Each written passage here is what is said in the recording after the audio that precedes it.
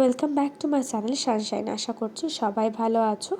তোমরা হয়তো ভাবছো যে এরা কারা। এটা হয় ছোটো মাসির ছেলে, মানে আমার ভাই, আর এটা হচ্ছে বনি, মানে ননদ আর দেওর হয় এরা। আসলে মানে এটা হচ্ছে পুলকের ছোটো মাসির আর কি ছেলে মেয়ে।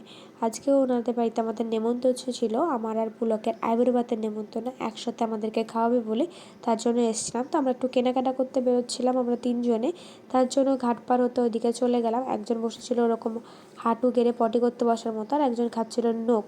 তারপরে দেখো কেনাকাটা করে বাড়ি আসার পর আমি রেডি হয়ে গেলাম শাড়ি পরে, কারণ ভাই যেহেতু মেকআপ আর্টিস্ট ও আমাকে বলেছিল আজকে সাজিয়ে দেবে।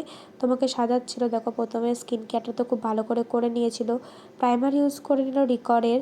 তারপর দেখো অ্যাপ্লাইজার প্যালেট থেকে কালার কারেক্টিং করে নিচ্ছিল, যেহেতু আমার মুখে কিছু অল্প অল্প দাগও আছে ব্রণের জন্য, তো সেইগুলোই আর কি খুব ভালোভাবে আর কি ঢেকে নিচ্ছিল। তারপরে দিয়ে দিয়েছিল এখানে ফাউন্ডেশন ইউজ করেছে এখানে ফরএভারে 52 এর যে ফাউন্ডেশন হয়, দুটো শেডকে মিশিয়ে একটা শেড ক্রিয়েট করেছে।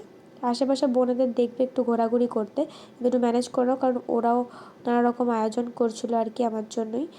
আর দেখো খুব সুন্দর করে ফাউন্ডেশনটাকে ব্লেন্ড করে নেওয়ার পর ও করে দিচ্ছে কনসিলার, যেখানে যেখানে কনসিল করার আছে সেখানে সেখানে ভালোভাবে কনসিলার দিয়ে দিল। তারপরে দেখো কম্প্যাক্টটাকে তোমার হচ্ছে কি যে ভালোভাবে সেট করে দিয়ে যাচ্ছে। এই যে কনসিলারের জায়গাগুলো যেখানে লাগাচ্ছে সেখানে যাতে ক্রিজ লাইনে ক্রিজ না পড়ে কোনোভাবে, সেই জন্য আর কি।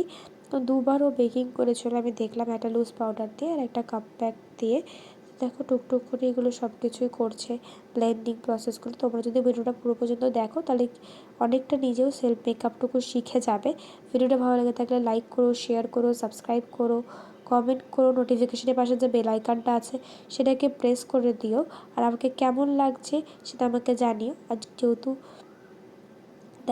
যে দিনের বেলা ছিল তো ভীষণই একটা সফট লুক রেখেছিলাম, বেশি হিজিবিজি কিছু করিনি। দেখো ভালো করে কন্ট্রোল করে নিচ্ছিল। আই লুকটাও যদি তোমরা দেখো ভীষণই সিম্পল ছিল, কিন্তু এই লুকটা অনেকটা সেই গায়ে হলুদের লুকের মতো হয়ে গেছিলো।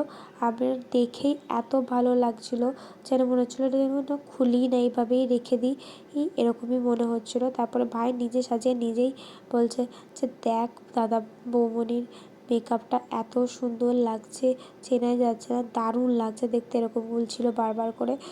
তো আমারও নিজেকে খুব ভালো ভালো লাগছিলো। তো তোমরা আমাকে জানিও সত্যি কি ওরকম লাগছিলো কি না। দেখো আই মেকআপ করার সাথে সাথে বোনেরাও এখানে ইয়ার্কি করছে, ডিস্টার্বও করছিলো আর বদমাইশি করছিলো, তো আমরা সেটা নিয়ে হাসাহাসি করছিলাম আর কি।